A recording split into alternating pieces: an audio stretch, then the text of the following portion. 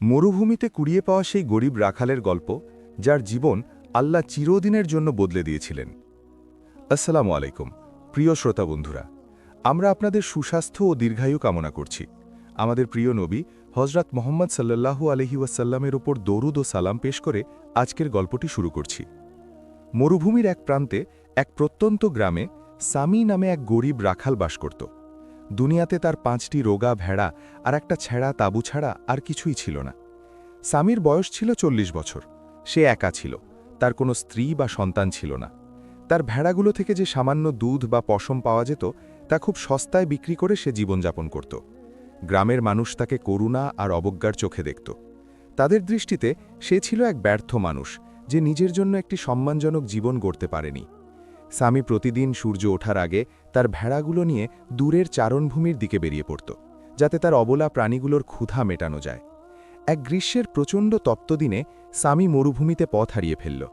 সূর্য নির্দয়ভাবে তার মুখ পুড়িয়ে দিচ্ছিল।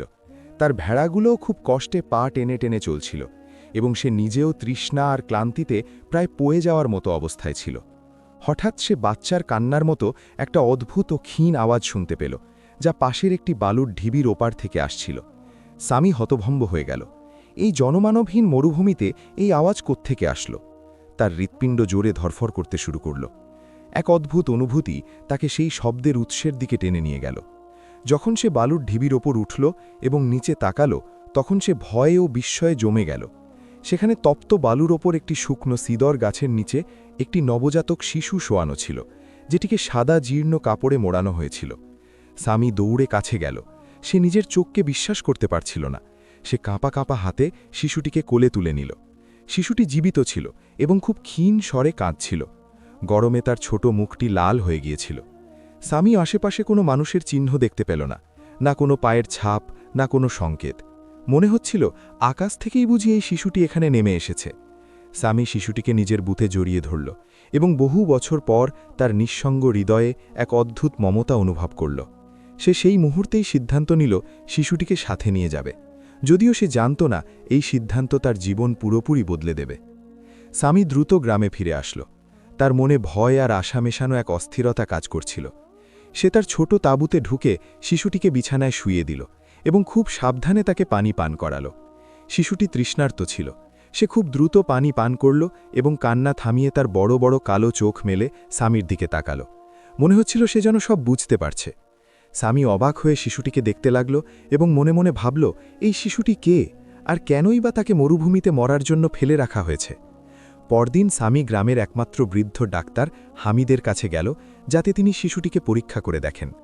ডাক্তার হামিদ শিশুটিকে খুব যত্ন সহকারে দেখলেন এবং সামির দিকে এক অদ্ভুত দৃষ্টিতে তাকিয়ে কাঁপা কাঁপা কণ্ঠে বললেন, এই শিশুটি একদম সুস্থ আছে, কিন্তু এর মধ্যে বিশেষ কিছু একটা আছে।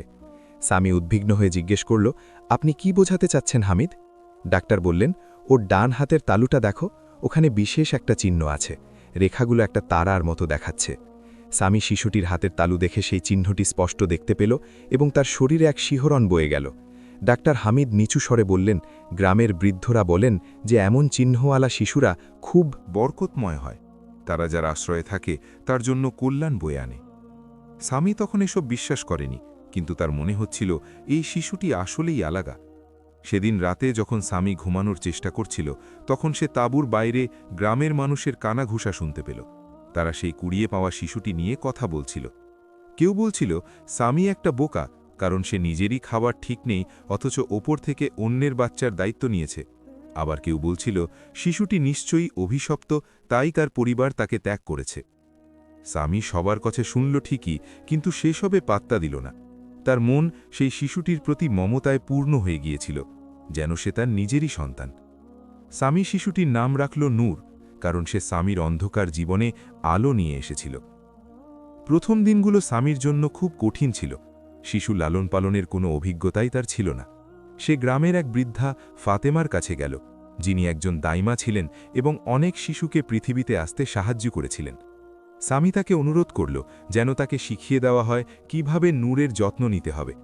বৃদ্ধা তাকে দুঃখী চোখে তাকিয়ে বললেন, তুমি খুব ভালো মানুষ সামি, কিন্তু একটি শিশুর দায়িত্ব নেওয়া অনেক কঠিন কাজ। তুমি কি এর জন্য প্রস্তুত? সামি দৃঢ় কণ্ঠে উত্তর দিল, আমি প্রস্তুত, এই শিশুটি আমার কাছে আল্লাহর পক্ষ থেকে আমানত। ফাতেমা তাকে সব কিছু শিখিয়ে দিলেন, কিভাবে ভেড়ার দুধ তৈরি করতে হয়, কিভাবে শিশুকে পরিষ্কার করতে হয় এবং কান্নার সময় কিভাবে তাকে শান্ত করতে হয়। সামি আস্তে আস্তে সব শিখে নিল এবং মানিয়ে নিতে শুরু করল। সে নির্ঘুম রাত কাটিয়ে নূরের ওপর নজর রাখত, যাতে নূরের কোনো ক্ষতি না হয়। একদিন গ্রামে ওয়ালিদ নামে এক অদ্ভুত ব্যবসায়ী আসল। সে ছিল খুব ধনী এবং তার সাথে বজায় বোঝায় উটের বহর ছিল। সে এই কুড়িয়ে পাওয়া শিশুর কথা শুনে সামির সাথে দেখা করতে চাইল। ওয়ালিদ সামির জীর্ণ তাঁবুতে ঢুকে নূরকে খুব মনোযোগ দিয়ে দেখল এবং ঠান্ডা গলায় বলল, আমি এই শিশুটিকে তোমার কাছ থেকে 100 স্বর্ণমুদ্রায় কিনে নিতে চাই। সামি এই প্রস্তাব শুনে স্তম্ভিত হয়ে গেল। 100 দিনার বা স্বর্ণমুদ্রা সামির জন্য বিশাল এক সম্পদ ছিল, যা দিয়ে সে বহু বছর রাজার হালে থাকতে পারত। কিন্তু সে নূরের শান্ত ও মায়াবী মুখের দিকে তাকাল এবং বুঝতে পারল তাকে ছাড়া থাকার কথা ভাবলেই তার কলিজা ফেটে যাচ্ছে। সামি কঠোরভাবে প্রস্তাব প্রত্যাখ্যান করল এবং বলল, এই শিশু বিক্রির জন্য নয়, ও এখন আমার ছেলে। ব্যবসায়ী রেগে গিয়ে দাম বাড়িয়ে 200 দিনার করল, কিন্তু সামি তার সিদ্ধান্তে অটল থাকল। ব্যবসায়ী তাঁবু থেকে বেরিয়ে যাওয়ার সময় হুমকি দিয়ে বলল, তুমি এই সিদ্ধান্তের জন্য পস্তাবে সামি। ব্যবসায়ী চলে যাওয়ার পর সামি খুব দুশ্চিন্তায় পড়ে গেল। এই লোক কেন এত টাকা দিয়ে নূরকে কিনতে চায়? এই শিশুর পেছনে কি এমন কোনো রহস্য আছে যা সে জানে না? পরের কয়েক সপ্তাহে সামির আশেপাশে কিছু অলৌকিক ঘটনা ঘটতে শুরু করল। তার সেই 5টি রোগা ভেড়া হঠাৎ হৃষ্টপুষ্ট হতে শুরু করল এবং স্বাভাবিকের চেয়ে অনেক বেশি দুধ দিতে লাগল, যদিও তাদের খাবারের কোনো পরিবর্তন হয়নি। গ্রামের মানুষ এগুলো খেয়াল করল এবং কানাকানি শুরু করল। কেউ বলছিল এটা নূরের বরকত, আবার কেউ বলছিল এগুলো জাদু বা কুফুরি। সামি নিজে এসবের কোনো ব্যাখ্যা জানত না, তবে সে আল্লাহর প্রতি গভীর কৃতজ্ঞতা অনুভব করল। একদিন যখন সামি তার ভেড়া চড়াচ্ছিল, তখন ইমরান নামে এক বিশালদেহী ও হিংস্র লোক তার কাছে আসলো। ইমরান সামিকে ধমক দিয়ে বলল, শুনেছি তোর ভেড়া অনেক দুধ দিচ্ছে, আমাকে 2টো ভেড়া বিক্রি কর। সামি বিনীতভাবে মানা করে দিল, কারণ নূরের খাবারের জন্য তার সবকটি ভেড়াই প্রয়োজন ছিল।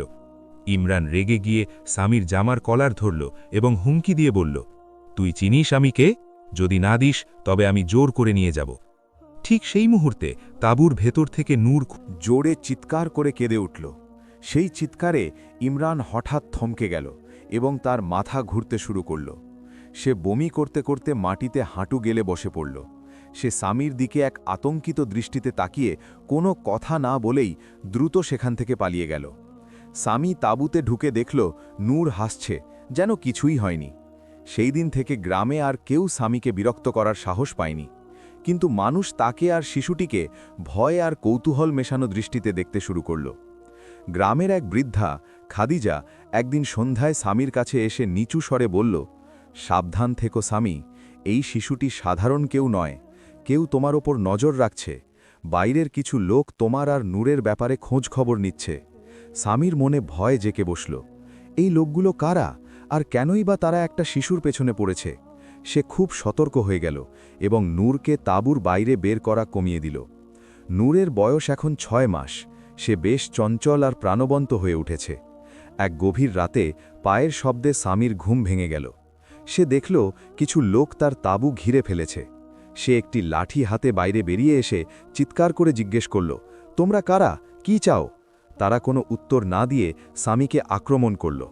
সামি দুর্বল হলেও নূরের জন্য জান প্রাণ দিয়ে লড়ল, কিন্তু তারা সংখ্যায় বেশি হওয়ায় তাকে মেরে রক্তাক্ত করে মাটিতে ফেলে দিল। তারা নূরকে নিয়ে যাওয়ার জন্য তাঁবুতে ঢুকল, কিন্তু এরপর যা ঘটল তা ছিল অকল্পনীয়। যেই একজন নূরকে স্পর্শ করতে গেল, অমনি সে এক বিকট চিৎকার দিয়ে মাটিতে পড়ে জ্ঞান হারিয়ে ফেলল। বাকি দুজনও নূরকে ধরার চেষ্টা করতেই একই অবস্থায় পড়ল। মাটিতে পড়ে থাকা সামি এই দৃশ্য দেখে নিজের চোখকে বিশ্বাস করতে পারছিল না। সেই 3 জন লোক ভয়ে ও ব্যথায় চিৎকার করতে করতে পালিয়ে গেল। পালানোর সময় তাদের একটি ব্যাগ পড়ে গিয়েছিল। সামি কাপা কাপা হাতে ব্যাগটি খুলে একটি চিরকুট পেল, যাতে লেখা ছিল, শিশুটিকে জীবিত চাই, পুরস্কার 3000 দিনার, তাকে কোনো আঘাত করবে না। সামি বুঝতে পারল নূরের জীবন চরম ঝুঁকিতে আছে। পরদিন সামি গ্রামের বিজ্ঞ ব্যক্তি ইব্রাহিমের কাছে গিয়ে সব খুলে বলল। ইব্রাহিম মন দিয়ে সব শুনে বললেন, সামি, এই শিশুর পেছনে এক বিশাল রহস্য আছে। আমার পরামর্শ হলো তুমি এই গ্রাম ছেড়ে দূরে কোথাও চলে যাও, কোনো বড় শহরে গিয়ে লুকিয়ে থাকো, সেখানেই তোমরা নিরাপদে থাকতে পারবে। সামি প্রথমে রাজি হতে চায়নি, কারণ সে কখনো গ্রাম ছাড়েনি, কিন্তু নূরের নিরাপত্তার কথা ভেবে সে রাজি হয়ে গেল। সেদিন রাতে সামি নূরকে জড়িয়ে ধরে অঝরে কাঁদল এবং ফিসফিস করে বলল, আমি কথা দিচ্ছি নূর, নিজের জীবন দিয়ে হলেও আমি তোমাকে রক্ষা করব। সামি রাতের অন্ধকারে তার সামান্য জিনিসপত্র গুছিয়ে নিল এবং তার 5টি ভেড়া এক রাখালের কাছে সস্তায় বিক্রি করে দিল। এরপর সে নূরকে কোলে নিয়ে শহরের উদ্দেশ্যে রওনা হল। 3 দিনের ক্লান্তিকর পথ পাড়ি দিয়ে সে শহরে পৌঁছল। এক অজানা, ব্যস্ত ও কোলাহলপূর্ণ জায়গায় নিজেকে খুব অসহায় মনে হতে লাগল তার। সামির কাছে খুব বেশি টাকা ছিল না এবং শহরে কাজ পাওয়াও ছিল অনেক কঠিন। কয়েকদিন তাকে নূরের সাথে রাস্তায় রাত কাটাতে হলো। একদিন সে কাপড়ের ব্যবসায়ী আব্দুর রহমানের গুদামে একটি কাজের বিজ্ঞাপন দেখল। সামি সেখানে কাজের জন্য গেল এবং আব্দুর রহমান তাকে খুব সামান্য বেতনে কাজে নিল। সামি খুব কঠোর পরিশ্রম করতে শুরু করল। সে সারাদিন মালপত্র টানত এবং রাতে এক বস্তির ছোট ঘরে নূরকে নিয়ে থাকত। নূরের এক অদ্ভুত গুণ ছিল, কাজের সময় সে একপাশে ঝুড়িতে বসে থাকত এবং কখনো কাঁদত না, যেন সে সব বুঝতে পারছে। ব্যবসায়ী আব্দুর রহমান একদিন সামিকে ডেকে নূরের ব্যাপারে জিজ্ঞেস করলেন। সামি সততার সাথে সব খুলে বলল, কিভাবে সে নূরকে মরুভূমিতে পেয়েছিল এবং কেন সে পালিয়ে এসেছে। আব্দুর রহমান সামির সততায় মুগ্ধ হয়ে বললেন, তুমি খুব মহৎ একজন মানুষ, আমি তোমার বেতন বাড়ি দিচ্ছি এবং থাকার জন্য ভালো ঘর দিচ্ছি। সামি কৃতজ্ঞতায় তাকে ধন্যবাদ জানালো, কিন্তু রাতে সামির সেই চিরকুটের কথা মনে পড়লে ভয় লাগত। কে সেই ব্যক্তি যে নূরকে হন্যে হয়ে খুঁজছে? 6 মাস পর নূর 1 বছরে পা দিল। সে এখন হামাগুড়ি দেয় আর খেলা করে। গুদামের সবাই তাকে ভালোবাসত, কিন্তু এই শান্তি বেশি দিন টিকল না। একদিন গুদামে মাহের নামে এক অচেনা লোক আসলো এবং একজন রাখালের খোঁজ করতে লাগল, যার কাছে একটি শিশু আছে। সামি খবরটি শুনেই নূরকে নিয়ে পেছনের দরজা দিয়ে পালিয়ে এক গলিতে লুকিয়ে থাকল। পরে আব্দুর রহমান তাকে জানালো যে সেই লোক সামির সাথে দেখা করার জন্য একটি চিরকুট রেখে গেছে। আব্দুর রহমানের পরামর্শে সামি 2 জন শক্তিশালী লোক সাথে নিয়ে সেই লোকের সাথে দেখা করতে গেল। মাহের সামিকে দেখে দীর্ঘক্ষণ তাকিয়ে থাকল এবং বলল, আমি জানি তুমি নূরকে মরুভূমিতে পেয়েছিলে। ও কোনো সাধারণ শিশু নয়, ও আসলে রাজধানীর বিশাল ধনী ব্যক্তি মনসুরের সন্তান। সামি এই তথ্য শুনে স্তব্ধ হয়ে গেল এবং কাঁপা কাঁপা গলায় জিজ্ঞেস করল, তাহলে ওকে মরুভূমিতে কেন ফেলে রাখা হয়েছিল? মাহের জানালো, মনসুরের দ্বিতীয় স্ত্রী এই ষড়যন্ত্র করেছিল যাতে নূর সম্পত্তির উত্তরাধিকার হতে না পারে। সে মনসুরকে বলেছিল নূর মারা গেছে, কিন্তু যারা নূরকে মরুভূমিতে ফেলে দিয়েছিল তাদের মায়া হওয়ায় তারা তাকে মারেনি। মাহের বলল যে মনসুর এই খবর জানে না এবং সে নূরকে তার বাবার কাছে ফিরিয়ে দিয়ে বড় অঙ্কের পুরস্কার পেতে চায়। সামি রেগে গিয়ে বলল, নূর কোনো পণ্য নয় যে বিক্রি হবে, ও আমার সন্তান।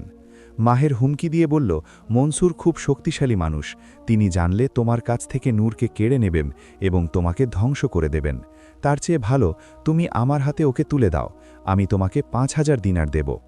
সামি সেখান থেকে চলে আসলো এবং আব্দুর রহমানের কাছে সব খুলে বলল। আব্দুর রহমান পরামর্শ দিলেন, তুমি নিজেই মনসুরের কাছে যাও এবং সব সত্য বলো, যাতে মাহেরের আগেই তিনি সব জানতে পারেন। সামি রাজি হল এবং পরের দিনই রাজধানীর উদ্দেশ্যে রওনা হল। মনসুরের প্রাসাদের সামনে গিয়ে সামি নূরকে নিয়ে দীর্ঘক্ষণ দাঁড়িয়ে থাকল। মনসুর যখন তার গাড়ি নিয়ে বের হচ্ছিলেন, তখন হঠাৎ নূরের দিকে তার নজর পড়ল। নূরের চেহারায় তিনি তার মৃত প্রথম স্ত্রীর প্রতিচ্ছবি দেখতে পেলেন। তিনি গাড়ি থামিয়ে সামির কাছে আসলেন এবং সব কথা শুনলেন। সামি যখন নূরের হাতের সেই তারার চিহ্ন দেখালো, তখন মনসুর কান্নায় ভেঙে পড়লেন এবং বললেন, এ তো আমারই কলিজার টুকরো। মনসুর তার দ্বিতীয় স্ত্রীর প্রতারণা বুঝতে পারলেন এবং তাকে তৎক্ষণাৎ বাড়ি থেকে বের করে দিলেন। ষড়যন্ত্রকারীদের পুলিশের হাতে তুলে দেওয়া হলো। মনসুর সামিকে 1 লক্ষ দিনার এবং একটি বড় বাড়ি দিতে চাইলেন, কিন্তু সামি বিনীতভাবে প্রত্যাখ্যান করে বলল, আমি সম্পদ চাই না, আমি শুধু নূরের সাথে থাকতে চাই। মনসুর তাকে কথা দিলেন যে নূর সবসময় সামির সাথে যোগাযোগ রাখবে। সামি প্রাসাদে কয়েকদিন থাকলেও তার মনে হচ্ছিল সে নূরের জীবন থেকে হারিয়ে যাচ্ছে। একদিন ভোরে সে কাউকে না জানিয়ে এক চিরকুট লিখে প্রাসাদ ছেড়ে চলে আসলো। সেখানে লেখা ছিল, নূরের উজ্জ্বল ভবিষ্যতের জন্য ওর বাবার কাছে থাকাই ভালো। সামি আবার সেই পুরনো শহরে ফিরে গিয়ে গুদামে কাজ করতে শুরু করল, কিন্তু নূর তার স্বামীকে ভুলতে পারল না। 3 বছর পর নূর যখন 4 বছরের হলো সে স্বামীর জন্য খুব কান্নাকাটি করতে শুরু করল। মনসুর বুঝতে পারলেন নূরকে খুশি করতে হলে স্বামীকে প্রয়োজন। তিনি তার ড্রাইভার পাঠিয়ে স্বামীকে খুঁজে বের করলেন এবং তাকে প্রাসাদের পাশে একটি সুন্দর বাড়ি উপহার দিলেন যাতে সে প্রতিদিন নূরের সাথে থাকতে পারে। স্বামী আবার তার ছেলেকে ফিরে পেল এবং এক সুখী জীবন শুরু করল। কিন্তু ভাগ্যের লিখন ছিল অন্যরকম। 1 বছর পর মনসুর গুরুতর অসুস্থ হয়ে পড়লেন। মৃত্যুর আগে তিনি ওসিয়ত করলেন যে নূরের 18 বছর বয়স না হওয়া পর্যন্ত স্বামীই হবে নূরের অভিভাবক এবং সমস্ত সম্পত্তির দেখাশোনা করবে। মনসুরের মৃত্যুর পর তার লোভী আত্মীয়রা স্বামীর বিরুদ্ধে মামলা করল এবং তাকে অপমান করতে লাগল। কিন্তু আদালতে যখন 6 বছরের নূরকে জিজ্ঞেস করা হলো সে কার কাছে থাকতে চায়, নূর পরিষ্কার গলায় বলল, আমি স্বামীকে চাই, কারণ সেই আমাকে ভালোবেসে আগলে রেখেছে। বিচারক স্বামীর পক্ষে রায় দিলেন। একজন গরিব রাখাল তার সততা আর ভালোবাসার বিনিময়ে এভাবেই এক বিশাল সাম্রাজ্যের অভিভাবক হয়ে উঠল। আল্লাহ এভাবেই তার জীবন চিরতরে বদলে দিলেন। ব্যবসায়ী আব্দুর রহমান তাকে যাওয়ার পরামর্শ দিলেন, তবে তার সাথে সুরক্ষার জন্য 2 জন শক্তিশালী শ্রমিক নিতে বললেন। নির্ধারিত দিনে স্বামী ক্যাফেতে গেল এবং মাহেরকে সেখানে বসা অবস্থায় পেল। স্বামী সাবধানে বসল এবং লোকটি দীর্ঘক্ষণ তার দিকে তাকিয়ে থাকল। তারপর শান্ত কিন্তু তীক্ষ্ণ স্বরে বলল, আমি জানি তুমি শিশুটিকে মরুভূমিতে পেয়েছিলে। এই শিশুটি সাধারণ কেউ নয়, সে রাজধানীর এক বিশাল ধনী ব্যবসায়ী মনসুরের সন্তান। স্বামী এই তথ্যে স্তম্ভিত হয়ে গেল এবং কাঁপা কাঁপা কণ্ঠে জিজ্ঞেস করল, তাহলে তাকে মরুভূমিতে মরার জন্য কেন ছেড়ে দেওয়া হয়েছিল? মাহের উত্তর দিল, এটি একটি দীর্ঘ এবং জটিল কাহিনী। সংক্ষেপে, মনসুরের দ্বিতীয় স্ত্রী শিশুটি থেকে মুক্তি পেতে চেয়েছিল, কারণ সে মনসুরের প্রথম স্ত্রীর সন্তান যে মারা গেছে। সে ভেবেছিল শিশুটি একদিন তার বাবার সব সম্পদের উত্তরাধিকারী হবে এবং এতে সে ও তার সন্তানেরা বঞ্চিত হবে। তাই সে একটি ষড়যন্ত্র করল এবং কয়েকজন চাকরকে রাজি করালো শিশুটিকে নিয়ে মরুভূমিতে ফেলে আসতে। কিন্তু চাকররা তাকে নিজ হাতে মারতে পারল না, তাই তারা তাকে একটি গাছের নিচে রেখে এসেছিল এই আশায় যে সে নিজেই মারা যাবে। স্বামীর নিঃশ্বাস দ্রুত হয়ে গেল এবং সে জিজ্ঞেস করল, আর এখন ওই মনসুর লোকটি কি চায়? মাহের উত্তর দিল, মনসুর তার ছেলের পরিণতি সম্পর্কে কিছুই জানেন না। তিনি ভাবছেন শিশুটি 1 বছরেরও বেশি সময় আগে মারা গেছে। কিন্তু আমি ঘটনাক্রমে সত্যটি জানতে পেরেছি এবং বড় অঙ্কের পুরস্কারের বিনিময়ে শিশুটিকে তার বাবার কাছে ফিরিয়ে দিতে চাই। স্বামী তীব্র রাগ অনুভব করল এবং দৃঢ় কণ্ঠে বলল, শিশু কোনো পণ্য নয় যে কেনাবেচা করা হবে। আমি তাকে লালন পালন করেছি এবং ভালোবেসেছি, সে এখন আমার সন্তান। স্বামীর জবাবে মাহের রেগে গেল এবং হুমকির সুরে বলল, তুমি বুঝতে পারছো না স্বামী, মনসুর একজন অত্যন্ত শক্তিশালী মানুষ। যদি তিনি জানতে পারেন তার ছেলে বেঁচে আছে, তবে তিনি তোমার কাছ থেকে তাকে জোর করে ছিনিয়ে নেবেন এবং তুমি কিছুই করতে পারবে না। তুমি স্রেফ একজন গরিব রাখাল, আর তিনি একজন বিলিয়নেয়ার যার ক্ষমতা ও প্রতিপত্তি আছে। তোমার জন্য ভালো হবে যদি তুমি স্বেচ্ছায় শিশুটিকে আমার কাছে তুলে দাও। আমি তোমাকে ক্ষতিপূরণ হিসাবে 5000 দিনার দেব। স্বামী কঠোরভাবে প্রত্যাখ্যান করল এবং চলে যাওয়ার জন্য আসন থেকে উঠল, কিন্তু মাহের তার বাহু চেপে ধরল এবং ভয়ঙ্কর স্বরে বলল, ভালোভাবে ভেবে দেখো স্বামী, তোমার কাছে 3 দিন সময় আছে, অন্যথায় আমি নিজেই মনসুরকে সব বলে দেব এবং তিনি এসে জোর করে শিশুটিকে নিয়ে যাবেন এবং তোমাকে ধ্বংস করবেন। স্বামী ক্যাফে থেকে সম্পূর্ণ হতবিভল অবস্থায় বেরিয়ে আসল। সে তার ঘরে ফিরে গেল এবং নূরকে কোলে নিয়ে অঝরে কাঁদল। সে কি করবে? সে কি শিশুটিকে তার আসল বাবার কাছে দিয়ে দেবে, যে তার অস্তিত্ব সম্পর্কেই জানে না, নাকি তাকে নিজের কাছে রাখবে এবং এর পরিণতির মুখোমুখি হবে? সেই রাতেই সে ব্যবসায়ী আব্দুর রহমানের কাছে গেল এবং সবকিছু খুলে বলল। ব্যবসায়ী দীর্ঘক্ষণ চিন্তা করলেন এবং তারপর বললেন, হে স্বামী, শিশুটির অধিকার আছে তার আসল পরিচয় জানার, কিন্তু তোমারও অধিকার আছে তার জীবনে থাকার, কারণ তুমি তাকে বাঁচিয়েছ এবং বড় করেছ। আমার পরামর্শ হলো তুমি নিজেই মনসুরের কাছে যাও এবং মাহের পৌঁছানোর আগেই তাকে সত্যটি বলো এবং নূরের জীবনের অংশ হয়ে থাকার দাবি জানাও। স্বামী এই পরামর্শ পালনের সিদ্ধান্ত নিল এবং পরের দিনই রাজধানীর উদ্দেশ্যে রওনা হল। বাসে করে পুরো 1 দিনের যাত্রা ছিল সেটি। সে মনসুরের বিশাল প্রাসাদে পৌঁছল, যে প্রাসাদটি উঁচু প্রাচীর এবং সশস্ত্র প্রহরী দ্বারা ঘেরা ছিল। সে মনসুরের সাথে দেখা করতে চাইল, কিন্তু প্রহরীরা তাকে বিদ্রূপ করল এবং ভেতরে ঢুকতে দিতে অস্বীকার করল। স্বামী নূরকে কোলে নিয়ে গেটের সামনে দীর্ঘ কয়েক ঘণ্টা দাঁড়িয়ে থাকল। হঠাৎ মনসুর নিজেই তার গাড়িতে ওঠার জন্য বাইরে এলেন। মনসুর সেই দরিদ্র লোকটিকে একটি শিশু কোলে নিয়ে দাঁড়িয়ে থাকতে দেখলেন এবং তাকে এড়িয়ে চলে যেতেন যদি না নূর সরাসরি তার দিকে তাকিয়ে ছোট হাত বাড়িয়ে দিত। মনসুর থমকে দাঁড়ালেন এবং অবাক হলেন। তিনি শিশুটির চোখের মধ্যে পরিচিত কিছু দেখতে পেলেন, এমন কিছু মাবয়ব যা তাকে তার প্রয়াত প্রথম স্ত্রীর কথা মনে করিয়ে দিচ্ছিল। তিনি স্বামীর কাছে এগিয়ে আসলেন এবং কাঁপা কাঁপা কণ্ঠে জিজ্ঞেস করলেন, তুমি কে, আর এই শিশুটিই বা কে? স্বামী মনসুরকে শুরু থেকে শেষ পর্যন্ত পুরো কাহিনী শোনাল, কিভাবে সে নূরকে মরুভূমিতে পেয়েছিল এবং কিভাবে তাকে রক্ষা ও লালন পালন করেছে। মনসুর বিস্ময় এবং ক্রমবর্ধমান ধাক্কার সাথে সব শুনলেন, এবং যখন স্বামী নূরের হাতের তালু খুলে সেই বিশেষ তারার মতো চিহ্নটি দেখাল, তখন মনসুর কান্নায় ভেঙে পড়লেন। তিনি রুদ্ধ কণ্ঠে বললেন, এ আমারই ছেলে, এই চিহ্নটি আমাদের পরিবারে প্রজন্মের পর প্রজন্ম ধরে আছে। আমি ভেবেছিলাম সে 1 বছর আগে এক দুর্ঘটনায় মারা গেছে। আমার দ্বিতীয় স্ত্রী আমাকে বলেছিল সে হঠাৎ অসুস্থ হয়ে মারা গেছে এবং আমরা তাকে না দেখেই দাফন করেছিলাম, কারণ আমি তখন সফরে ছিলাম। মনসুর তখন বুঝতে পারলেন যে তার দ্বিতীয় স্ত্রী তার সাথে মিথ্যা বলেছে এবং তাকে ধোঁকা দিয়েছে, এবং তার প্রথম স্ত্রীর একমাত্র সন্তান এই পুরো সময় বেঁচে ছিল। মনসুর তার প্রহরীদের আদেশ দিলেন স্বামী ও শিশুটিকে তৎক্ষণাৎ প্রাসাদের ভেতরে নিয়ে আসতে, এবং তার ব্যক্তিগত ডাক্তারদের বললেন, শিশুটিকে পরীক্ষা করতে, যাতে তার স্বাস্থ্য সম্পর্কে নিশ্চিত হওয়া যায়।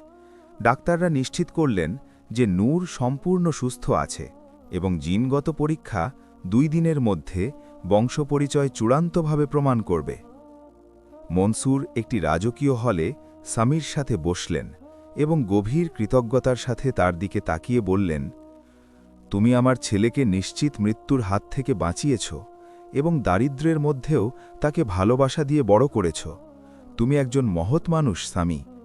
আমি তোমাকে 1 লক্ষ দিনারের একটি বিশাল আর্থিক পুরস্কার দেব এবং তোমার জন্য একটি বাড়ি কিনে দেব ও আরামদায়ক কাজের ব্যবস্থা করব।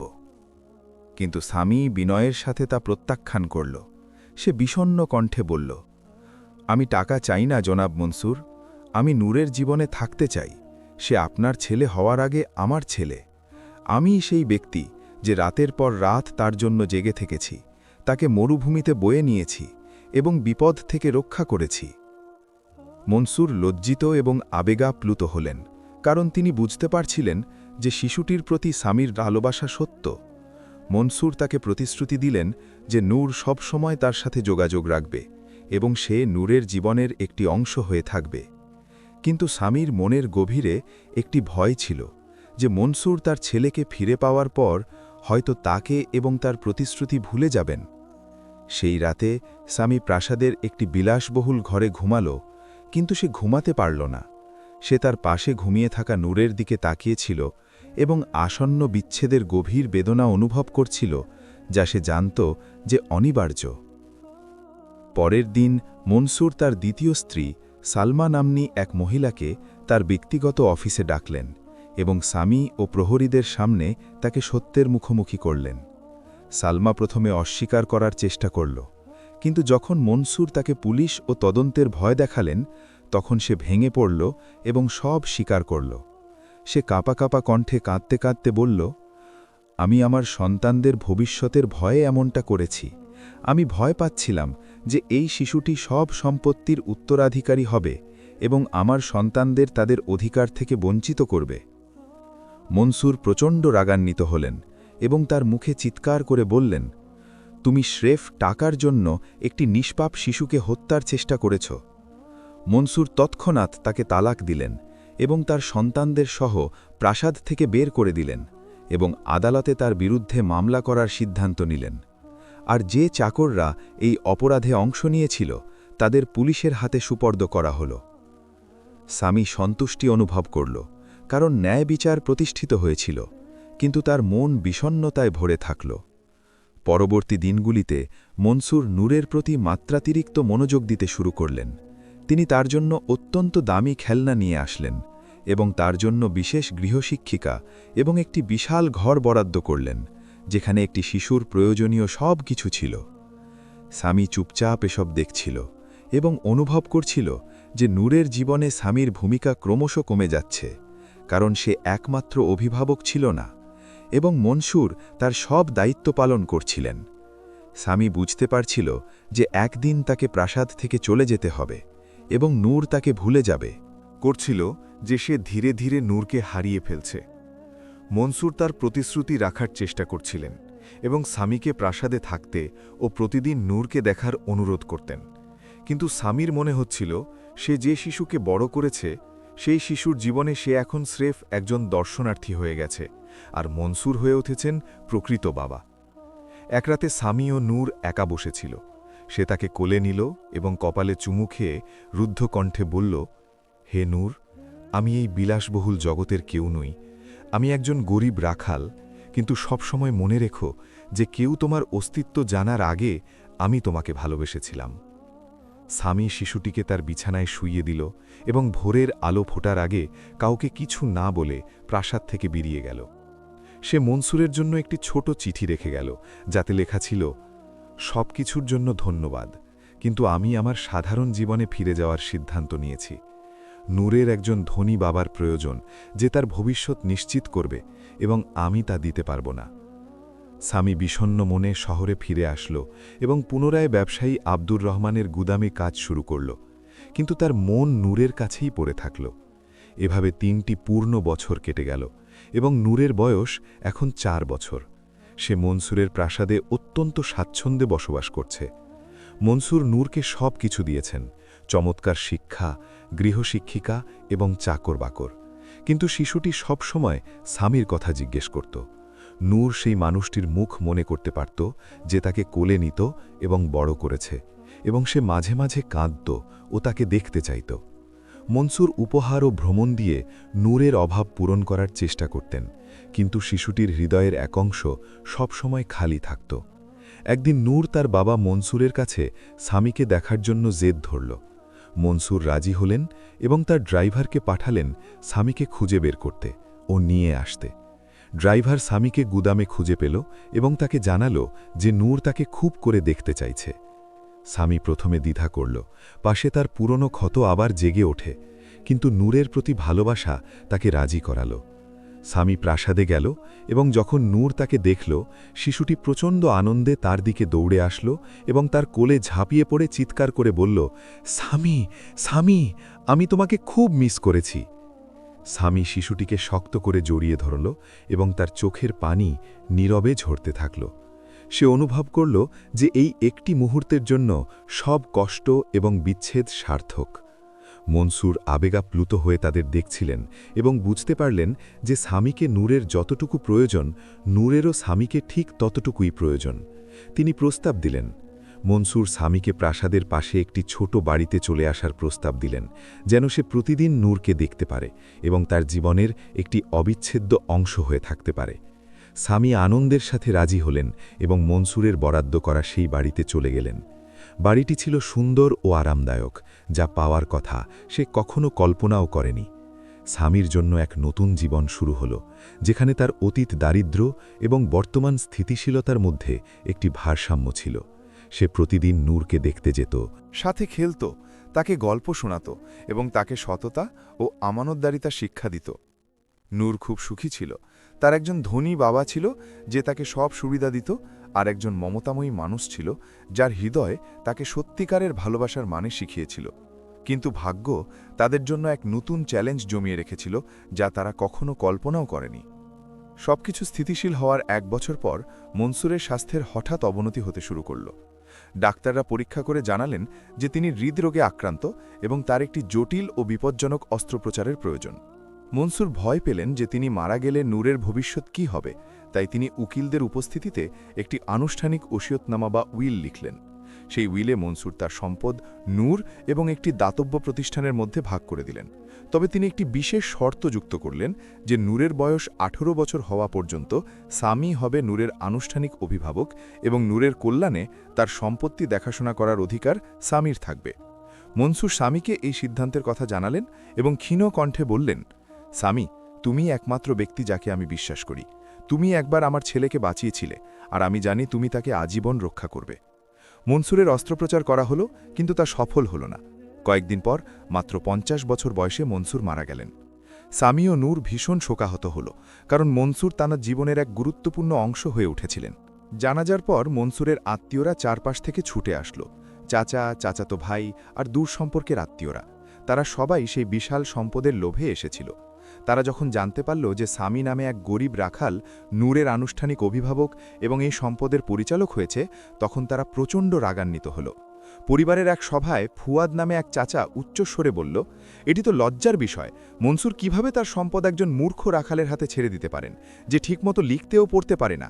আমরাই তার আত্মীয়, আমাদেরই এর উপর অধিকার বেশি। সামি বোঝানোর চেষ্টা করল যে সে নিজের স্বার্থে এই সম্পদ ব্যবহার করবে না, বরং নূরের জন্য তা রক্ষা করবে। কিন্তু আত্মীয়রা তাকে বিশ্বাস করল না। তারা ওসিয়তনামা বাতিল করার এবং সম্পদ দখলের জন্য আইনি লড়াই শুরু করল। তারা আদালতে মামলা করল এবং সামির বিরুদ্ধে জালিয়াতির অভিযোগ তুলল যে সে অসুস্থতার সময় মনসুরকে ব্যবহার করেছে। সামি তার জীবনের সবচেয়ে কঠিন সময়ের মুখোমুখি হল। উকিল, মামলা আর আদালত, এসব ব্যাপারে সে তেমন কিছুই বুঝত না। কিন্তু মনসুর আর নূরের কাছে করা প্রতিশ্রুতির কথা ভেবে সে নিজের সবটুকু দিয়ে লড়াই করার সিদ্ধান্ত নিল। সামি ইয়াসির নামে একজন সৎ তরুণ উকিলকে নিয়োগ করল, যে তার সাহসের জন্য পরিচিত ছিল, যদিও তার অভিজ্ঞতা কম ছিল। ইয়াসির মামলাটি ভালো করে পড়ল এবং আনুষ্ঠানিক ওসিয়তনামা ও সেই সময় উপস্থিত ডাক্তার ও উকিলদের সাক্ষ্যের ভিত্তিতে এক শক্তিশালী প্রতিরক্ষা তৈরি করল। আদালতে মনসুরের আত্মীয়রা খুব আত্মবিশ্বাসের সাথে কথা বলছিল। তারা এমন কিছু সাক্ষী হাজির করল যারা দাবি করল যে সামি মনসুরকে প্রভাবিত করেছিল এবং তার উপর নিয়ন্ত্রণ নিয়েছিল। কিন্তু যখন সামির কথা বলার পালা আসলো, সে সততার সাথে দাঁড়ালো এবং খুব সাধারণ কিন্তু হৃদয়স্পর্শী কিছু কথা বলল। সে বিচারকের সামনে বলল, আমি মনসুরের কাছে কিছুই চাইনি, আমি শুধু একটি শিশুকে মৃত্যু থেকে বাঁচিয়েছি এবং আমার কাছে থাকা ভালোবাসা দিয়ে তাকে বড় করেছি। মনসুর আমাকে এই দায়িত্ব দিয়েছেন কারণ তিনি জানেন আমি টাকার চেয়ে নূরকে বেশি ভালোবাসি। আমি নিজের জন্য এই সম্পদ চাই না, আমি চাই এটি নূরের জন্য সংরক্ষিত থাকুক যতক্ষণ না সে বড় হয়ে নিজে এটি পরিচালনার যোগ্য হয়। বিচারক নূরকে আদালতে হাজির করতে বললেন। শিশুটির বয়স তখন ছিল মাত্র 6 বছর।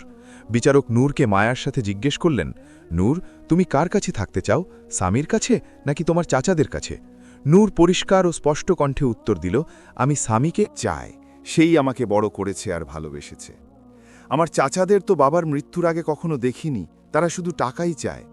শিশুর এমন স্পষ্ট কথা শুনে আদালত স্তম্ভিত হয়ে গেল এবং বিচারক সব কাগজপত্র পর্যালোচনার জন্য রায় স্থগিত করলেন। সামি ক্লান্ত হয়ে আদালত থেকে বের হল, তবে তার মনে ক্ষীণ আশার আলো জাগল। সেদিন রাতে নাবিল নামে এক আত্মীয় সামিকে সরাসরি হুমকি দিতে তার বাড়িতে আসলো। সে সামিকে ক্ষতি করার ভয় দেখালো যদি সে অভিভাবকত্ব ছেড়ে না দেয়। কিন্তু সামি ভয় পেল না এবং দৃঢ়ভাবে বলল, তুমি যা চাও করো, আমি নূরকে কখনো ছেড়ে যাব না। আত্মীয়রা বুঝতে পারল সামি সহজে হার মানবে না, তাই তারা আরও ধূর্ত ও শয়তানি পরিকল্পনার আশ্রয় নিল।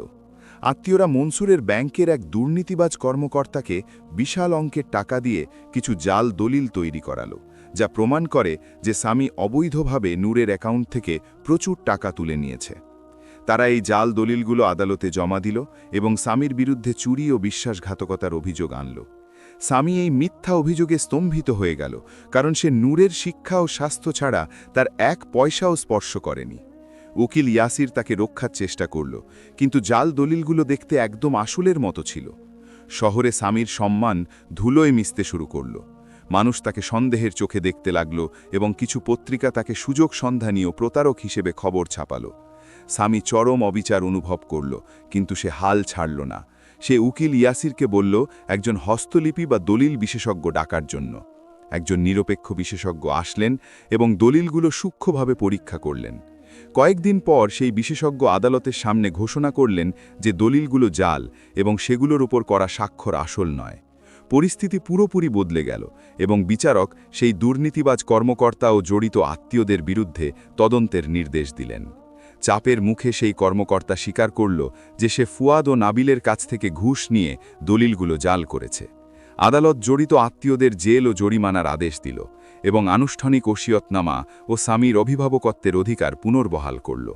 স্বামী আদালত থেকে বিজয়ী হয়ে বের হল, কিন্তু সে পুরোপুরি খুশি হতে পারল না, কারণ এই আইনি লড়াই তাকে শারীরিকভাবে ও মানসিকভাবে নিঃশেষ করে দিয়েছিল। সে নূরকে কোলে তুলে নিল এবং নূর তাকে খুশিতে বলল, আমরা জিতেছি স্বামী, আমরা জিতেছি। স্বামী বিষণ্ণ হেসে বলল, হ্যাঁ নূর, সত্যের জয় সবসময় হয়, কিন্তু পথটা খুব কঠিন ছিল। স্বামী নূরকে নিয়ে বাড়িতে ফিরে আসলো এবং সম্পদের লোভ আর লড়াই থেকে দূরে থেকে তাকে সঠিক মূল্যবোধ দিয়ে বড় করার দিকে মনোযোগ দিল। আরও 5 বছর শান্তিতে কেটে গেল এবং নূরের বয়স এখন 11 বছর। সে পড়াশোনায় খুব মেধাবী ও পরিশ্রমী একটি ছেলে এবং তার নৈতিকতাও খুব উন্নত। স্বামী একজন বাবার গভীর ভালোবাসা দিয়ে তার যত্ন নিত, তাকে স্কুলে পৌঁছে দিত, হোমওয়ার্কে সাহায্য করত এবং ছুটির দিনে তাকে রাখালির কাজ শেখাত, যেন সে তার সাধারণ শেকড় ভুলে না যায়। নূর স্বামীকে সীমাহীন ভালোবাসত এবং তাকেই নিজের প্রকৃত বাবা মনে করত, যদিও সে মনসুরের কথা জানত এবং তার স্মৃতিকে সম্মান করত। একদিন স্কুলে করিম নামে একজন নতুন শিক্ষক আসলেন। করিম ছিলেন একজন অহংকারী মানুষ এবং তিনি মনসুরের এক দূর সম্পর্কের আত্মীয় ছিলেন। করিম নূরের কাহিনী জানতেন এবং অন্য ছাত্রদের সামনে তাকে ঘৃণা ও অবজ্ঞার সাথে ব্যবহার করতে শুরু করলেন। তিনি উচ্চস্বরে বলতেন, তুমি তো সেই ছেলে যাকে মরুভূমিতে পাওয়া গিয়েছিল, তোমার ভাগ্য ভালো ছিল, নয়তো তুমি ক্ষুধায় ও তৃষ্ণায় মারা যেতে। এই নিষ্ঠুর কথাগুলো নূরকে খুব ব্যথিত করল এবং সে বাড়িতে ফিরে চুপচাপ ও বিষণ্ণ থাকতে শুরু করল। স্বামী নূরের আচরণের পরিবর্তন লক্ষ্য করল এবং কারণ জিজ্ঞেস করলে নূর যা ঘটছে সব বলল। স্বামী প্রচণ্ড রাগান্বিত হল এবং পরের দিন স্কুলে গিয়ে শিক্ষক করিমের সাথে দেখা করতে চাইল। স্বামী তাকে দৃঢ়ভাবে বলল, জন্মের পরিস্থিতির কারণে একটি নিষ্পাপ শিশুকে অপমান করার কোনো অধিকার আপনার নেই। নূর সেই অনেক শিশুর চেয়ে ভালো যারা প্রাসাদে জন্মেছে। শিক্ষক করিম স্বামীকে বিদ্রূপ করে তাচ্ছিল্যের সাথে বলল, আর তুমি আমাকে আদব শেখাবে? তুমি তো এক মূর্খ রাখাল যে কিছুই বোঝে না। স্বামী এই অপমান সহ্য করতে পারলেন না এবং সবার সামনে তাকে এক জোরে চড় মারলেন। স্কুলে বিশাল হট্টগোল শুরু হল এবং স্কুলের প্রধান শিক্ষক পুলিশ ডাকলেন ও স্বামীর বিরুদ্ধে হামলার অভিযোগ করলেন। থানায় স্বামীকে কয়েক ঘন্টা আটকে রাখা হলো, কিন্তু তদন্তকারী কর্মকর্তা যখন পুরো কাহিনী জানলেন, তিনি স্বামীর প্রতি সহানুভূতিশীল হলেন এবং সতর্ক করে তাকে ছেড়ে দিলেন। স্বামী ভেঙে পড়া অবস্থায় বাড়ি ফিরল। সে অনুভব করল যে সে নূরকে এই নিষ্ঠুরতা ও অবিচার থেকে রক্ষা করতে ব্যর্থ হয়েছে, কিন্তু নূর তাকে জড়িয়ে ধরে মায়াবী কণ্ঠে বলল, দুঃখ করো না স্বামী, মানুষ কি বলছে তাতে আমার কিছু যায় আসে না, তুমিই আমার সব। স্বামী সিদ্ধান্ত নিল নূরকে আরও ভালো একটি নামী বেসরকারি স্কুলে ভর্তি করাবে, যা এই বিষাক্ত পরিবেশ থেকে দূরে। খরচ অনেক বেশি ছিল, কিন্তু নূরের সম্পদ তার জন্যে যথেষ্ট ছিল। নতুন স্কুলে নূরের জীবন ভালো কাটতে শুরু করল। সে ভালো বন্ধু আর সম্মানিত শিক্ষকদের সাহচর্য পেল, যারা তাকে মূল্যায়ন করত। নূর পড়াশোনায় আরও ভালো করতে লাগল এবং সবার প্রিয় হয়ে উঠল। কিন্তু স্বামী নিজেকে একা ও দুর্বল অনুভব করতে শুরু করল, কারণ তার বয়স 50 ছাড়িয়ে গিয়েছিল এবং তার স্বাস্থ্য অবনতি ঘটছিল। সে নূরের দুশ্চিন্তার ভয়ে নিজের কষ্ট লুকিয়ে রাখত, কিন্তু এক রাতে স্বামী হঠাৎ বাড়িতে পড়ে গেল এবং উঠতে পারল না। 13 বছর বয়সী নূর দ্রুত অ্যাম্বুলেন্স ডাকল এবং স্বামীকে হাসপাতালে নিয়ে গেল। ডাক্তাররা পরীক্ষা করে জানালেন যে স্বামী দীর্ঘস্থায়ী কিডনি রোগে আক্রান্ত এবং তার দীর্ঘ ও ব্যয়বহুল চিকিৎসার প্রয়োজন। নূর তার সম্পদের একাংশ ব্যবহার করে স্বামীর জন্য সেরা চিকিৎসার ব্যবস্থা করল এবং প্রতিদিন হাসপাতালে তাকে দেখতে যেত, তাকে বই পড়ে শোনাত এবং স্কুলের গল্প বলত। নূরের ভালোবাসা ও যত্ন দেখে স্বামী আবেগাপ্লুত হল এবং অনুভব করল যে তার সব কষ্ট ও ত্যাগ এই একটি মুহূর্তের জন্য সার্থক হয়েছে। 2 মাস চিকিৎসার পর স্বামীর স্বাস্থ্যের উন্নতি হল এবং সে হাসপাতাল থেকে ছাড়া পেল, কিন্তু সে আগের চেয়ে অনেক দুর্বল হয়ে গিয়েছিল। স্বামী সিদ্ধান্ত নিল নূরের জন্য একটি দীর্ঘ চিঠি লিখবে, যেখানে শুরু থেকে তার সব কাহিনী বিস্তারিত লেখা থাকবে। কিভাবে সে তাকে মরুভূমিতে পেয়েছিল, কিভাবে সব চ্যালেঞ্জের মোকাবিলা করেছিল এবং কিভাবে তাকে নিঃস্বার্থভাবে ভালোবেসেছিল। সে চিঠিটি একটি নিরাপদ জায়গায় লুকিয়ে রাখল এবং নূরকে বলল, যদি তার কোনো বড় ক্ষতি হয়ে যায় তবে যেন সে এই চিঠিটি পড়ে। নূর উদ্বিগ্ন হয়ে জিজ্ঞেস করল, তুমি এমন কথা কেন বলছো স্বামী? স্বামী এক বিষণ্ণ হাসি দিয়ে বলল, জীবন আজীবন থাকে না নূর, কিন্তু ভালোবাসা চিরকাল থেকে যায়। নূর স্বামীকে আশ্বস্ত করার চেষ্টা করত, কিন্তু তার মনেও এক ভয় ছিল যে সে তার জীবনের একমাত্র সত্যিকারের ভালোবাসার মানুষটিকে হারিয়ে ফেলবে। জীবন চলতে থাকল এবং নূরের বয়স এখন 16 বছর। সে একজন পরিণত ও সচেতন কিশোর যে স্বামীর ত্যাগের মূল্য বোঝে। নূর সেই উপকারের প্রতিদান দেওয়ার সিদ্ধান্ত নিল এবং তার বাবা মনসুরের পরিচিত কিছু সৎ ব্যবসায়ীর সহায়তায় ছোট ছোট ব্যবসায়িক প্রকল্প শুরু করল। নূর তার ব্যবসায় সফল হল এবং নিজের সম্পদ আরও বাড়াল। সে শহরে একজন স্বাধীন ও সম্মানিত যুবক হিসাবে পরিচিতি পেল। একদিন আমিনা নামে এক বৃদ্ধা মহিলা নূরের কাছে আসলো।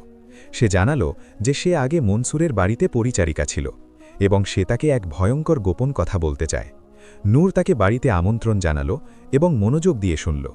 মহিলাটি কাঁপা কাঁপা কণ্ঠে বলল, আমি সেখানে উপস্থিত ছিলাম যখন তোমার বাবার দ্বিতীয় স্ত্রী সালমা চাকরদের আদেশ দিয়েছিল তোমাকে সরিয়ে ফেলার। আমি এই অপরাধবোধ নিয়ে সারা জীবন। আমিনা বলল, এই বছরগুলোতে আমি তাদের থামাতে পারিনি, কারণ আমি তাদের বাধা দেইনি। কিন্তু অন্য একটি বিষয় আছে যা কেউ জানত না। সালমা এই ষড়যন্ত্রে একা ছিল না, তার সাথে মাহের নামে একজন লোক ছিল, সেই একই লোক যে তোমাকে কিনে নেওয়ার জন্য স্বামীকে টাকা দিতে চেয়েছিল।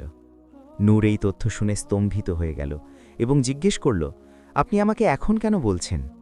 আমিনা উত্তর দিল, কারণ মাহের সম্প্রতি শহরে ফিরে এসেছে এবং সে কোনো একটি পরিকল্পনা করছে। আমি তাকে কিছু লোকের সাথে মনসুরের সম্পত্তিতে নিজের অধিকার ফিরে পাওয়ার বিষয়ে কথা বলতে শুনেছি। নূর বুঝতে পারল যে তার এবং স্বামীর জীবনে এক নতুন বিপদ ঘনিয়ে আসছে।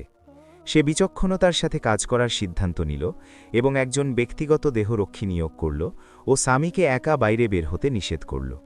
সেই রাতেই কিছু অজ্ঞাত পরিচয় লোক তাদের বাড়িতে ঢোকার চেষ্টা করল, কিন্তু দেহরক্ষী তাদের প্রতিহত করতে সক্ষম হল এবং পুলিশকে খবর দিল। পুলিশ আক্রমণকারীদের গ্রেপ্তার করল এবং তারা স্বীকার করল যে মাহের তাদের নূরকে অপহরণ করে মুক্তিপণ আদায়ের জন্য পাঠিয়েছিল।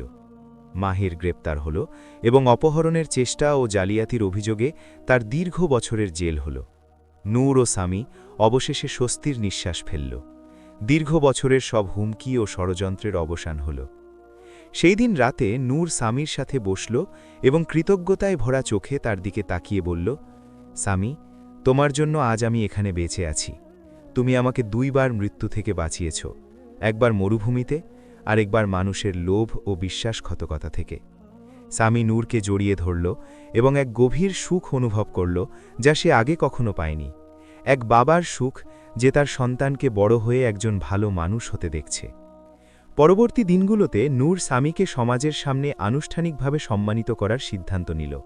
সে একটি বিশাল অনুষ্ঠানের আয়োজন করল, যেখানে শহরের গণ্যমান্য ব্যক্তি, ব্যবসায়ী ও সংবাদকর্মীদের আমন্ত্রণ জানানো হল। নূর মঞ্চে দাঁড়িয়ে তার পুরো কাহিনী শোনাল, কিভাবে গরিব রাখাল স্বামী তাকে মরুভূমিতে খুঁজে পেয়েছিল এবং কিভাবে নিজের সবকিছু তার জন্য বিসর্জন দিয়েছিল। কাহিনীটি শুনে উপস্থিত সবার চোখ দিয়ে জল পড়তে লাগল এবং তারা দীর্ঘক্ষণ দাঁড়িয়ে স্বামীকে তালি দিয়ে সম্মান জানাল। নূর দৃঢ় কণ্ঠে বলল, এই মানুষটি স্রেফ আমার অভিভাবক নন, তিনি আমার প্রকৃত বাবা। তিনি আমাকে ভালোবাসা, ত্যাগ ও সততার মানে শিখিয়েছেন। আজ থেকে স্বামী আনুষ্ঠানিকভাবে আমার বাবার পরিচয় পাবেন এবং এই মহান মানুষটির সম্মানে আমি আমার নাম পরিবর্তন করে নূর ইবনে স্বামী রাখলাম। স্বামী মঞ্চের ওপর অঝরে কাঁদতে লাগল এবং নূর সবার সামনে তাকে জড়িয়ে ধরল। সেদিন হলের ভেতরে এমন কোনো চোখ ছিল না যা ভিজে ওঠেনি। কয়েকদিন পর রাজধানীর এক উকিলের কাছ থেকে নূরের কাছে একটি অদ্ভুত চিঠি আসলো। সেখানে জানানো হলো যে মনসুর মারা যাওয়ার আগে একটি বিশেষ লকারে একটি পুরনো দলিল রেখে গেছেন, যা তার মৃত্যুর 10 বছর পর খোলার কথা ছিল। নূর ও স্বামী অবাক হল এবং দুজনে মিলে সেই লকার খুলতে এবং তার ভেতরে কি আছে তা জানতে রাজধানীতে গেল। উকিলের বিলাসবহুল অফিসে তাদের সামনে বক্সটি খোলা হলো। ভেতরে মনসুরের নিজের হাতে লেখা একটি দীর্ঘ চিঠি এবং কিছু পুরনো দলিল ও ছবি ছিল। নূর কাঁপা কাঁপা কণ্ঠে চিঠিটি পড়তে শুরু করল। মনসুর লিখেছিলেন, নূর, তুমি যদি এই চিঠিটি পড়ো তবে তোমার বয়স এখন 17 বা তার বেশি, এবং আমি বিশ্বাস করি স্বামী তোমাকে ঠিকমতোই বড় করেছে। আমি তোমাকে এমন একটি রহস্য বলতে চাই যা আমি কাউকে বলিনি। তোমার আসল মা কোনো রোগে মারা যাননি, তাকে আমার দ্বিতীয় স্ত্রী সালমা বিষ খাইয়ে হত্যা করেছিল। আমি সত্যটি অনেক পরে জানতে পেরেছি, কিন্তু লোকলজ্জার ভয়ে তা প্রকাশ করার সাহস পাইনি। আমার এই দুর্বলতার জন্য আমি মৃত্যুর আগ পর্যন্ত প্রতিদিন অনুতপ্ত হয়েছি। আমি এই বক্সে সালমার অপরাধের সব প্রমাণ ও দলিল রেখে গেলাম। আমি চাই তুমি এর সঠিক বিচার করো। আমি তোমার মায়ের প্রতি ইনসাফ করতে পারিনি, কিন্তু তুমি পারবে। নূর, আমার দুর্বলতার জন্য আমাকে ক্ষমা করো। নূর এই তথ্য জেনে স্তম্ভিত হয়ে গেল এবং তার বুকে প্রচণ্ড যন্ত্রণা অনুভব করল। সে জানল যে তার মাকে অন্যায়ভাবে হত্যা করা হয়েছে এবং খুনি এখনও তার পূর্ণ শাস্তি পায়নি। সে চিঠির বাকি অংশটুকু পড়ল, যেখানে মনসুর তার কাছে ক্ষমা চেয়েছিলেন। নূর সেখান থেকে প্রমাণগুলো নিয়ে বের হল। তার মন তখন রাগ ও দুঃখে জ্বলছিল। সে সালমার বিরুদ্ধে পুনরায় হত্যার মামলা করার সিদ্ধান্ত নিল। মামলাটি কয়েক মাস চলল, কিন্তু প্রমাণগুলো ছিল অকাট্য এবং চাপের মুখে সালমা তার সব অপরাধ স্বীকার করল। সালমার যাবজ্জীবন কারাদণ্ড হল এবং নূর অনুভব করল যে অবশেষে তার মায়ের আত্মা বিচার পেয়েছে। বিচার শেষ হওয়ার পর নূর প্রথমবারের মতো তার মায়ের কবরে যাওয়ার সিদ্ধান্ত নিল। সে স্বামীকে নিয়ে সেই পুরনো কবরস্থানে গেল যেখানে তার মাকে দাফন করা হয়েছিল। নূর সেই অবহেলিত ছোট কবরের সামনে দাঁড়িয়ে অঝরে কাঁদল এবং বলল, মা, আমাকে ক্ষমা করো, কারণ আমি সত্যটি আগে জানতে পারিনি। আমি তোমাকে কথা দিচ্ছি, আমি আজীবন সম্মান ও মর্যাদার সাথে বাঁচব, যেমনটা তুমি চেয়েছিলে। স্বামী তার পাশে বসল এবং মমতার সাথে তার কাঁধে হাত রেখে নিচু স্বরে বলল, তোমার মা এখন জান্নাতে শান্তিতে আছেন নূর, আর তিনি তোমাকে নিয়ে গর্বিত, কারণ সব প্রতিকূলতা সত্ত্বেও তুমি একজন ভালো মানুষ হয়েছ। কয়েকদিন পর নূর তার মায়ের স্মৃতি রক্ষার্থে একটি বিশেষ কাজ করার সিদ্ধান্ত নিল। সে তার জন্ম নেওয়া সেই গ্রামে মায়ের নামে একটি অত্যাধুনিক মেডিকেল সেন্টার তৈরি করল, যেখানে গরিব মহিলা ও শিশুদের বিনামূল্যে চিকিৎসা দেওয়া হতো। সেই সেন্টারটি অভাবীদের জন্য আশার আলো হয়ে উঠল এবং সেখানে নূরের মায়ের একটি বড় ছবি ও তার সংক্ষিপ্ত জীবনী দেওয়া একটি বোর্ড লাগানো হলো। একই সময়ে স্বামীর স্বাস্থ্যের আবার অবনতি হতে শুরু করল। তার বয়স 60 বছর পার হয়েছিল এবং দীর্ঘ বছরের দারিদ্র্য ও কষ্ট তার শরীরকে জীর্ণ করে দিয়েছিল। সে নূরের কাছে নিজের কষ্ট লুকিয়ে রাখত, কিন্তু এক রাতে সে বিছানা থেকে উঠতে পারল না। নূর দ্রুত তাকে হাসপাতালে নিয়ে গেল। ডাক্তাররা জানালেন স্বামীর হার্ট খুব দুর্বল এবং তার একটি জটিল অপারেশন প্রয়োজন, যাতে প্রাণের ঝুঁকি আছে। স্বামী প্রথমে অপারেশন করতে রাজি হলেন না। তিনি নূরকে বললেন, নূর, তোমার উসিলায় আমি খুব সুন্দর একটি জীবন পেয়েছি। আমি অপারেশন থিয়েটারের টেবিলে মরতে চাই না, আমাকে আমার বাড়িতে সম্মানের সাথে মরতে দাও।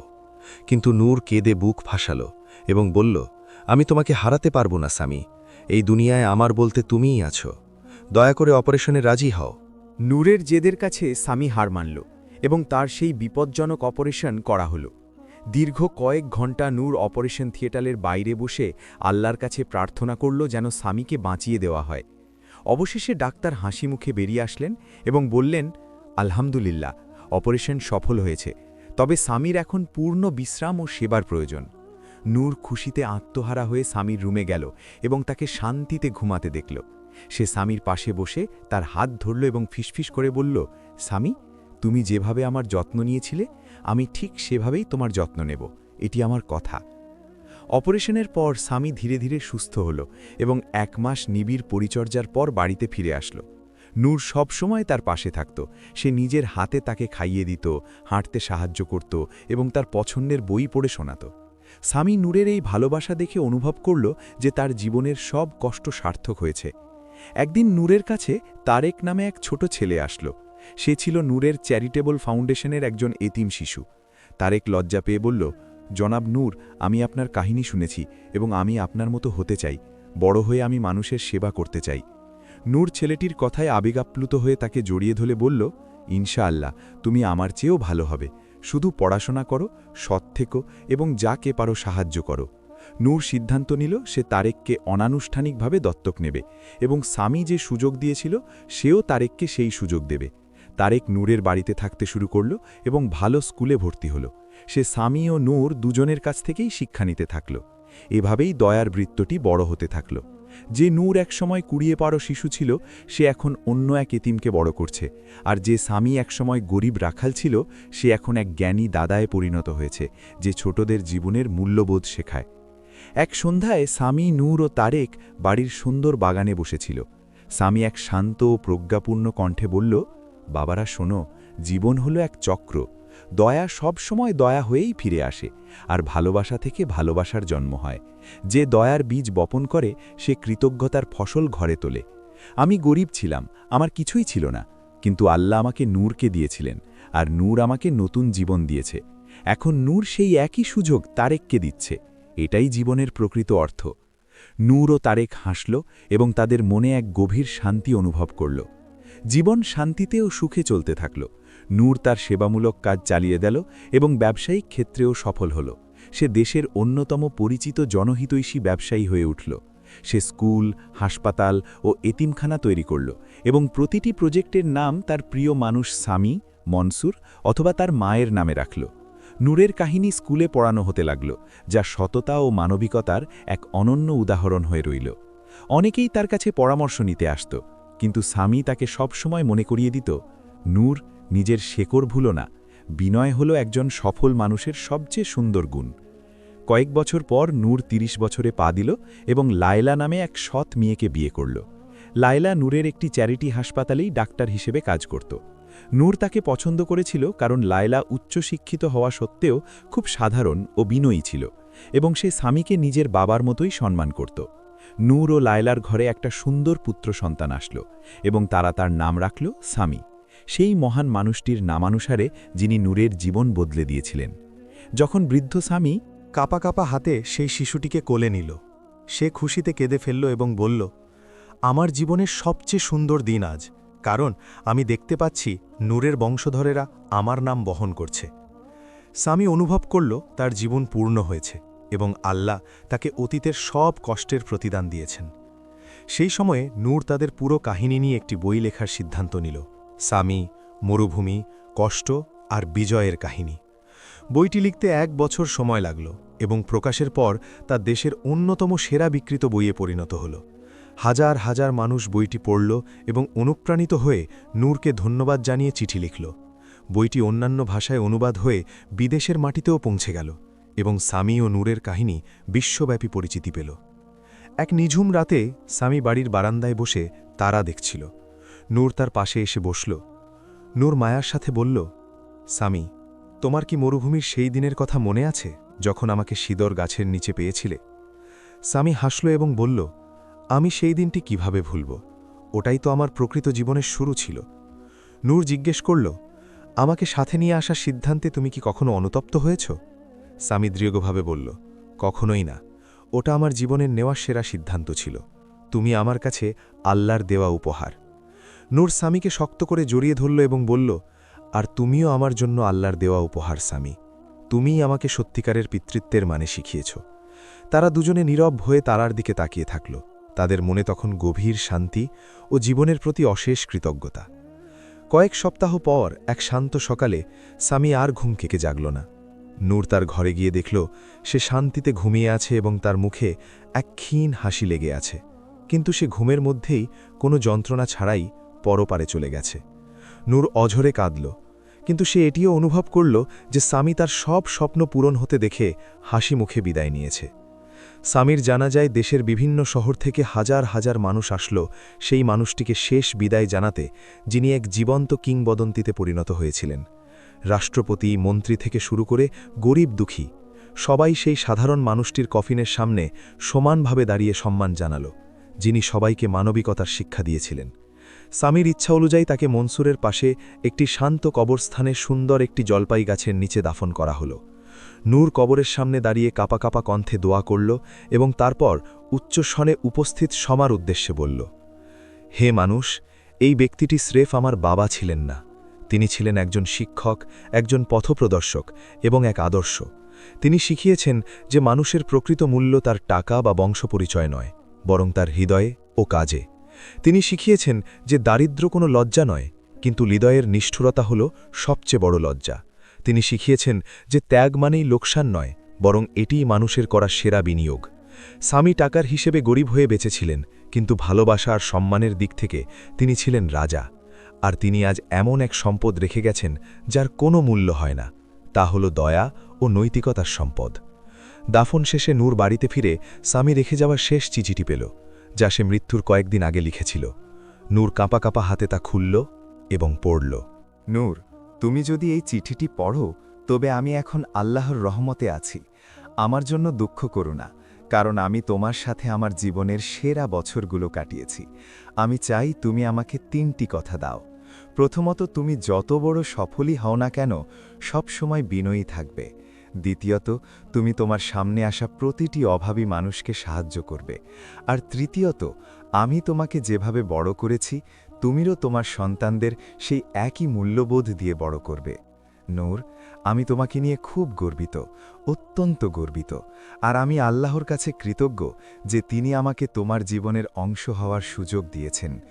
বিদায় আমার প্রিয় পুত্র, ইনশাল্লাহ জান্নাতে আবার দেখা হবে। নূর পড়তে পড়তে কাঁদছিল এবং মনে মনে সামিকে কথা দিল যে সে তার প্রতিটি কথা পালন করবে।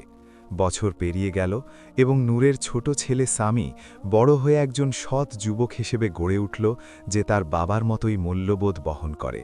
নূর তার বাড়িতে সামির জন্য একটি ছোট মিউজিয়াম বানালো, যেখানে সামির সব স্মৃতি, তার সেই পুরনো লাঠি, সাধারণ পোশাক এবং তার লেখা চিঠিগুলো রাখা হলো। মানুষ সেখানে আসত এই মহান মানুষটির কাহিনী থেকে শিক্ষা নিতে। প্রতি বছর সামির মৃত্যুবার্ষিকীতে নূর একটি বিশাল চ্যারিটি অনুষ্ঠানের আয়োজন করত, যেখানে অভাবীদের সাহায্য দেওয়া হতো এবং সামির কাহিনী শোনানো হতো যেন তাকেও ভুলে না যায়। এভাবেই সামি ও নূরের কাহিনী প্রজন্মের পর প্রজন্ম ধরে অমর হয়ে থাকল। এই কাহিনী মানুষকে শেখায় যে আল্লাহ কখনো সৎকর্মশীলদের ত্যাগ করেন না, আর বরকত সেখান থেকেই আসে যেখান থেকে আমরা কল্পনাও করি না, এবং প্রকৃত ভালোবাসা কখনো মরে না। কাহিনীটি শেষ হল, কিন্তু এর শিক্ষা রয়ে গেল। আসল মানুষ সেই যে কোনো প্রতিদান ছাড়াই অন্যকে দেয়, আর মানুষের পাওয়া সেরা সম্পদ হল একটি পবিত্র হৃদয় ও জাগ্রত বিবেক। আমরা আল্লাহর কাছে প্রার্থনা করি যেন তিনি আমাদের কল্যাণের পথে পরিচালিত করেন এবং অভাবীদের সাহায্য করার তৌফিক দান করেন, এবং যারা অন্যের জন্য ত্যাগ স্বীকার করেছেন তাদের সবার উপর রহমত বর্ষণ করেন। প্রিয় দর্শক ও শ্রোতামণ্ডলী, এই দীর্ঘ কাহিনীটি শোনার জন্য আপনাদের অসংখ্য ধন্যবাদ। আশা করি এটি আপনাদের হৃদয় ছুঁয়ে গেছে। যেখানেই থাকুন, কল্যাণের ভাগিদার হন এবং সামর্থ্য অনুযায়ী সাহায্য করুন, কারণ দুনিয়া ক্ষণস্থায়ী আর আমাদের রেখে যাওয়া ভালো কাজগুলোই চিরস্থায়ী। আল্লাহর সালাত ও সালাম বর্ষিত হোক আমাদের নবী মুহাম্মদ সাল্লাল্লাহু আলাইহি ওয়াসাল্লাম এবং তার পরিবার ও সঙ্গীদের ওপর। আলহামদুলিল্লাহি রাব্বিল আলামিন।